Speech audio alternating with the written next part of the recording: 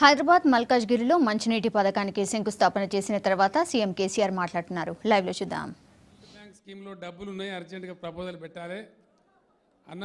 ఏది ఏమైనా మంచిదే, నాది ముందుగాల పెట్టాలని ఒక 10 రోజులు నా పానం తిని ఎంబడబడి ఈ 338 కోట్లు ఈ మల్కాజ్గిరి ప్రాంతానికి మంజూరు చేయించిన ఘనత తప్పకుండా కనకారెడ్డి గారికి దక్కుతుందని చెప్పి నేను మనవి చేస్తా ఉన్నా. 100% ఈ కీర్తి ప్రతిష్ట ఆయనకి దక్కుతుంది.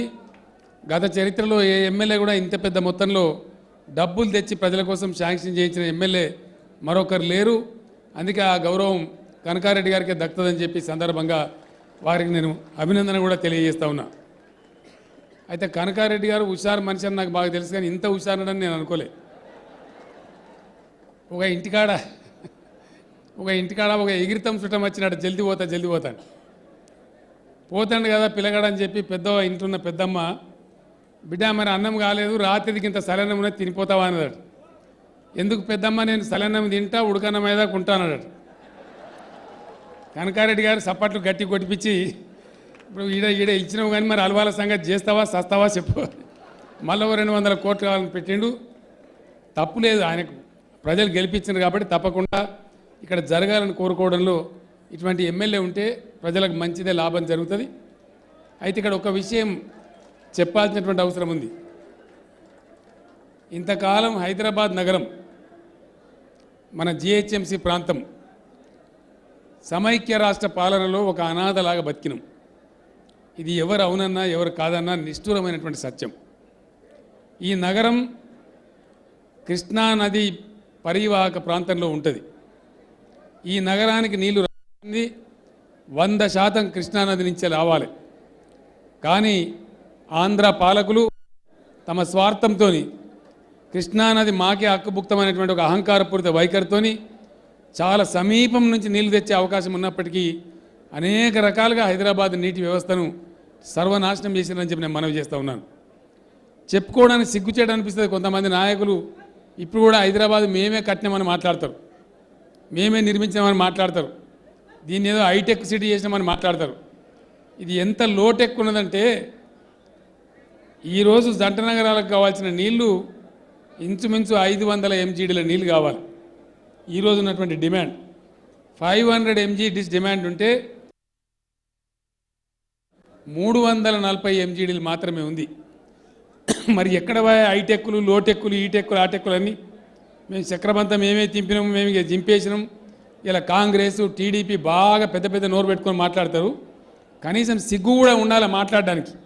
ఇది వాస్తవ పరిస్థితి, నేను చెప్తున్నది కాదు. ఇది నాకు అధికారులు ఇచ్చినటువంటి ఫ్యాక్ట్స్ అండ్ ఫిగర్స్. మేము ఇంత చేసినాం, అంత చేసినాం, పొడి చేసినామంటే మోసం చేసినాం అనే మాట మాత్రం వాస్తవం. ప్రజలకు అబద్ధాలు చెప్పినామనే మాట మాత్రం వాస్తవం.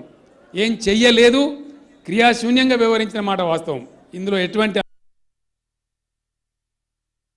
వాళ్ళు ఐఎమ్ ఛాలెంజింగ్ ఎక్కడైనా సరే డిస్కషన్ రావడానికి కూడా సిద్ధంగా ఉన్నామని నేను చెప్తా ఉన్నాను. ఎందుకంటే ఊరికే మాటలు చెప్పి మాయా మచ్చింద్ర చేసి ప్రజలను బురిడి కొట్టించిన తప్ప ఇది వాస్తవమైనటువంటి కఠోరమైనటువంటి పరిస్థితి. ఈరోజు మెట్రో వాటర్ వర్క్స్ ఎండి గారు, నేను ఈ ప్రోగ్రాంకి వచ్చే ముందు ఏందా మీ జంట నగరాల సరఫరా, మీ పరిస్థితి ఏంటంటే చెప్పినటువంటి కఠోరమైనటువంటి సత్యం. ఇవాళ అందుబాటులో ఉన్నది 340 MGD మాత్రమే, as against the demand of 490-500 MGD. Very shortly ఈ డిమాండ్ 730 దాటిపోతూ ఉంది, 730 MGDలు దాటిపోతూ ఉంది.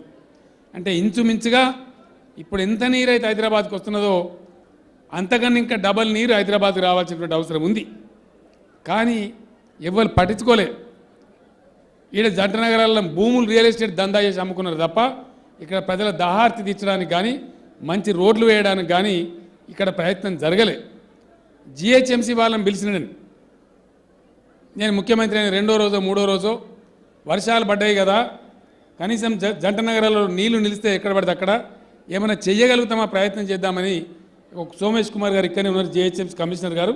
ఫస్ట్ రివ్యూ మీటింగ్ నేను అదే తీసుకున్నా. పిలిచి వాళ్ళని అడిగిన, ఏమండి ఇక్కడ పెద్దగా వర్షం పడితే బేగంపేటలో ఉండేటువంటి ముఖ్యమంత్రి ఇంటి ముందు మోకాల లోతు నీళ్లు ఉంటాయి, గవర్నర్ గారు ఉండేటువంటి రాజ్భవన్ వీధిలో మోకాల లోతు నీళ్లు ఉంటాయి, మొత్తం రాష్ట్రానికి అత్యున్నత ప్రజాస్వామ్య వేదిక శాసన సభ ముందర కారు మునిగిపోయిన నీళ్లు ఉంటాయి. కనీసం ఎక్కడ బాగలేకున్నా పర్వాలేదు కానీ ఈ 3 ప్రాంతాలు, ఇటు శాసనసభ, రాజ్భవన్, గవర్నర్ ఉండే ఇల్లు, ముఖ్యమంత్రి ఉండే ఇల్లు కాడ ఇంత అధ్వానం ఉంటే ఎట్లనే మీరు ఎందుకు చేయరు అని అడిగిన. నేను చాలా అమాయకంలాగా అడిగిన. వాళ్ళు నాకు చెప్పిన సమాధానం, ఏం చెయ్యలేం సార్ మేము అన్నారు. నాకు కొంచెం కోపం వచ్చింది. అరే మీకు చీఫ్ ఇంజనీర్ ఉంటాడు, 1000 మంది ఉద్యోగులు ఉంటారు, ఏం చేయలేమంటే ఏమన్నట్టు నాకు అర్థం కాదు. ఒక బాధ్యత గల సంస్థ అటెండ్ చెప్తలేరు. నిజంగా చెప్తున్నాం సార్, మేమేం చేయలేం. ఎందుకు చేయలేరు? హైదరాబాదులో ఉండే నాలాలు మొత్తం రియల్ ఎస్టేట్ భూబకాసురులు కబ్జా పెట్టేసినారు. నీళ్లు పోయే పరిస్థితి లేదు సార్, మేము నెత్తి కొట్టుకున్నా ఏం చేసే పరిస్థితి లేదు. దాని తదనంతరం నేను చాలా బాధపడి ఇంకా లోతుగా అధ్యయనం చేసి ఏం చేయడం ద్వారా ఈ బాధ పోతుంది, హైదరాబాద్ నగరం నిజంగా రాష్ట్ర రాజధాని అనే గౌరవం సంతరించుకోవాలంటే ఏం చేయాలి మీరు ప్లాన్ చేసి చెప్పమని చెప్తే వాళ్ళ ఇంజనీర్లు అంతా కష్టపడి పరిశోధన చేసి మొత్తం ఎస్టిమేట్లు వేసుకొని నా దగ్గర తీసుకొని వచ్చారు.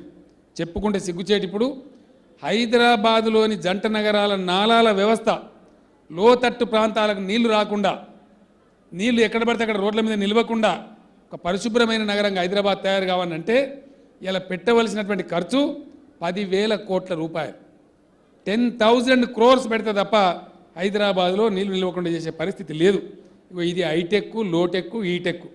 దీన్ని ఏం టెక్ అనాలా, ఏ రకమైన టెక్ అనాలా అంటే ప్రజలను పచ్చి మోసం దగా చేసినారు తప్ప టీడీపీ కానీ కాంగ్రెస్ కానీ ఉరగబెట్టింది ఏమీ లేదు, వాళ్ళ పరిపాలనలో జరిగిందేమీ లేదు. ఈ వాస్తవాలన్నీ రేపు శాసనసభ సమావేశంలో కూడా చెప్పబోతా ఉన్నాం. నేను ఒక్కటే మాట ప్రజలకు మనవి చేస్తూ ఉన్నా. 57 సంవత్సరాలు తెలంగాణ ప్రాంత ప్రజలు జంట నగరాలతో సహా, రాజధాని నగరంతో సహా అమాయకుల్లాగా అడుక్కు తినే వాళ్ళలాగా బతికినాం, ఒక అనాథల్లాగా బతికినాం. కానీ భగవంతుని దయ, భారత రాజకీయ వ్యవస్థ మన్నించి ఈరోజు మనకు తెలంగాణ రాష్ట్రాన్ని ఇచ్చింది. నాకు చాలా సమయం పట్టింది, మీ అందరికీ తెలుసు. ఒక దశలో నేను చావడానికి కూడా సిద్ధపడ్డా.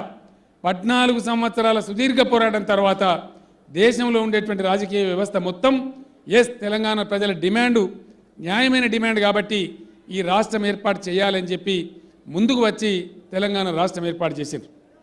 రాష్ట్రం ఏర్పాటు చేసిన తర్వాత ఈ నిన్నటికో ఇయాలటికో 5వ నెల పూర్తిగా వస్తూ ఉంది.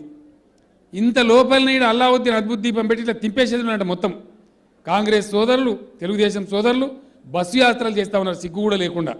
కనీసం వీళ్ళని ఏమనుకుంటారు ప్రజలు అనేది. వీళ్ళట 40 ఏళ్ళ నుంచి 50 ఏళ్ళ నుంచి వీళ్ళు పెట్టిపోయిన పెండ ఒకటే రోజులకు అడిగేయనట్టుగా మొత్తం కేసీఆర్ వచ్చి కేసీఆర్ మంత్రులు ఇట్లా అల్లావుద్దీన్ అద్భుత దీపం బట్టి దింపేసేది ఉండనట. కరెంటు బుట్టించి తెచ్చి ఎలుగులని నింపేది ఉండనట.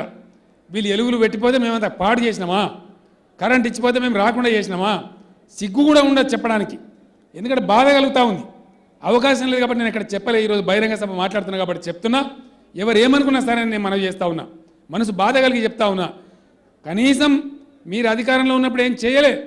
ఇలా వచ్చినటువంటి ప్రభుత్వాన్ని నిర్మాణాత్మకమైన ఒక సలహా, ఒక మంచి సూచన ఏమి లేదు. పొద్దున్న లేస్తే ఆడిపోసుకోవడం, తిట్టడం, పిచ్చి పిచ్చి కార్యక్రమాలు చేయడం, ప్రజల మనోభావాలు మరల్చే విధంగా చేయడం, ఒక నెగిటివ్ దృక్పథాన్ని ప్రచారం చేయడం తప్ప నిర్మాణాత్మక వైఖరి అవలంబించేటువంటి కనీస విజ్ఞత కూడా ఈ పార్టీలకు లేదనే విషయం రోజు మీరు పేపర్లలో చూస్తూ ఉన్నారు. ఏ విధమైన విషయం కక్తా ఉన్నారో, ఏ విధమైన అబద్ధాలు ప్రచారం చేస్తూ ఉన్నారో, ఏ విధమైన కుట్రలు చేస్తూ ఉన్నారో మీరు చూస్తూ ఉన్నారు. మరీ ముఖ్యంగా తెలుగుదేశం పార్టీ, ఆంధ్రప్రదేశ్ ముఖ్యమంత్రి చంద్రబాబు నాయుడు కరెంటు రాకుండా చేసి, మనకు వచ్చే వాటా ఇవ్వకుండా చేసి, తెలంగాణ పంటలు ఎండగొట్టాలని చెప్పి శపథం పట్టుకొని కంకణం కట్టుకొని ప్రయత్నం చేస్తూ ఉన్నాడు. ఆయన మాయలో పడ్డటువంటి కేంద్ర ప్రభుత్వం మనకు అన్యాయం చేయడానికి ముందుకు పోతూ ఉన్నది. నిన్న కృష్ణా ట్రిబ్యునల్ మీద తీర్పు చెప్పాడు ఒక పెద్ద మనిషి వచ్చి. ఏం తీర్పు అంటే అది నాకు అర్థం కాదు. మెడకాయ మీద తలకాయ నుండి ఎవడ నరసిస్తాడా? గత 19 ఏళ్లలో మేము తీసి చూపించినాం. 19 yearsలో ఏ ఒక్క సంవత్సరం కూడా తెలుగుదేశం ప్రభుత్వం కావచ్చు, కాంగ్రెస్ ప్రభుత్వం కావచ్చు, శ్రీశైలం జలాశయం యొక్క నీటి మట్టం ఏ ఒక్క రోజు కూడా 800 ఫీట్ల మట్టం కూడా లేదు. 760, 770, 790 అవన్నీ ప్రభుత్వ రికార్డులే, మేము చెప్పే స్టోరీలు కాదు. ఇవాళ 859 అడుగులు ఉండగా ఆ సన్నాసి, ఆ ట్రిబ్యునల్ చైర్మన్ మాకు ఇచ్చే తీర్పేంది, మీరు ఎట్టి పరిస్థితుల్లో ఒక్కరోజు కన్నా ఎక్కువ కరెంట్ ప్రొడ్యూస్ చేయొద్దు. ఏం కంకణం కట్టుకున్నారా? తెలంగాణ పంటలు ఎండగొడతారా? మీ తాత జేజమ్మ కూడా ఎండగొట్టలేడు, మేము కాపాడుకుంటాం. భగవంతుని దయ వల్ల మాకు భగవంతుడు ఇచ్చిన శక్తిని బట్టి 20 రూపాయలకు యూనిట్ చొప్పునైనా సరే కొని రైతాంగాన్ని కాపాడుకుంటాం. ఇప్పటికే కాపాడుకున్నాం, ఇంకా కూడా కాపాడుకుంటాం. రాబోయే 6-7 నెలల్లో ఇక్కడి నుంచి పోయి నేను బేగంపేట ఎయిర్పోర్ట్కే పోతా ఉన్నా. అక్కడి నుంచి ఛత్తీస్గఢ్ రాష్ట్రాన్ని నేను పోతా ఉన్నాను. అక్కడ రాష్ట్ర ప్రభుత్వంతో ఎంఓయూ చేసుకుంటా ఉన్నాం. ఈరోజు 6-7 నెలల్లో ఇక్కడ కరెంటు సమస్య తీర్చే విధంగా ప్రయత్నం చేసుకొని ముందుకు పోతాం. సాహసం కావాలి, ధైర్యం కావాలి. అబద్ధాలు చెప్తారు. ఇవాళ ఆంధ్రప్రదేశ్ ముఖ్యమంత్రి పచ్చి అబద్ధాలు మాట్లాడి ఎన్నికల సందర్భంలో మొత్తం రైతుల రుణాలు మాఫీ చేస్తానని మాట్లాడాడు, మొత్తం డాక్రా రుణాలు మాఫీ చేస్తానని మాట్లాడాడు. మొత్తం కలిస్తే 154 కోట్లు, 1,54,000 కోట్ల రూపాయలు రుణం మాఫీ చేయాలి. 5 నెలలు దాటిపోతే 5 రూపాయలు కూడా రుణం మాఫీ చేయలేదు. ఇంకా ఉల్టా కేసీఆర్ నీకు ముందు చూపు లేదు, నీలాగా మాకు దొంగ చూపు లేదని మొన్ననే చెప్పడం జరిగింది. ఎట్లా మాట్లాడుతున్నారు? నువ్వు చేసినవా డాక్రా రుణాలు మాఫీ? మేము చేసినాం. ఇక్కడ మాట ఇచ్చినామంటే చేసినాం. ఈరోజు నేను కేసీఆర్గా, మీ బిడ్డగా, తెలంగాణ బిడ్డగా, రాజకీయాలకు అతీతంగా నేను తెలంగాణ కార్యకర్తగా మీకు మాట చెప్తా ఉన్నా. 100% ఇవాళ మల్కాజ్గిరిలో ఇది ప్రారంభం మాత్రమే. జంట నగరాల కోసం 20,000 కోట్ల రూపాయలు ఖర్చు పెట్టైనా సరే 4.5 సంవత్సరాలు దాటే నాటికి ప్రతి ఇంటిలో జంట నగరాలలో ఇన్ హౌస్ నల్లా ఇచ్చి తీర్థమని చెప్పి నేను మనవి చేస్తా ఉన్నా. ప్రజలకు 24 గంటలు వాటర్ సప్లై ఉండే విధంగా తెచ్చి ఇస్తామని చెప్పి నేను మనవి చేస్తా ఉన్నా. ఒక హైదరాబాద్ జంట నగరాలే కాదు, యావత్తు తెలంగాణలో మాకు దమ్ముంది, నిజాయితీ ఉంది. 4 సంవత్సరం చేరేసరికి ప్రతి ఇంటిలో, ప్రతి లంబాడి తండాలో, ప్రతి దళిత వాడలో, ప్రతి గంగిరెద్దుల కాలనీలో ప్రతి ఇంట్లో నల్లా ఉండే విధంగా, స్వచ్ఛమైన పరిశుభ్రమైన నీళ్ళు అంచే విధంగా మేము చర్యలు తీసుకుంటా ఉన్నాం. తెలంగాణ వాటర్ గ్రిడ్కు శ్రీకారం చుట్టినాం. ఇంకొక మాట చెప్తా ఉన్నా, చెప్పడానికి సాహసం కావాలి. ప్రతి ఇంటికి నల్లా ఇచ్చే కార్యక్రమాన్ని అమలు చేయకపోతే రాబోయే ఎలక్షన్లలో టీఆర్ఎస్ పార్టీ పోటీ చేయది, ప్రజల ఓట్లు అడగదని చెప్పి నేను మనవి చేస్తా ఉన్నా. ఆ నిబద్ధతతో పనిచేస్తాం.